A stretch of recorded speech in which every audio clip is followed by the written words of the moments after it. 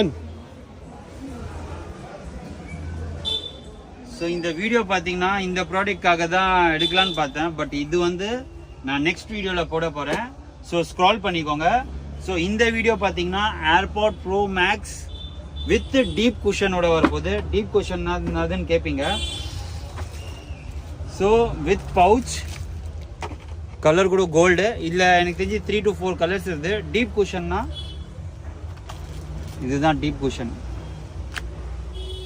So உங்களுக்கு பார்த்தீங்கன்னா deep cushion வரப்போகுது வித் வால்யூம் கண்ட்ரோல் ப்ளஸ் இதில் கூட நீங்கள் அட்ஜஸ்ட் பண்ணிக்கலாம்.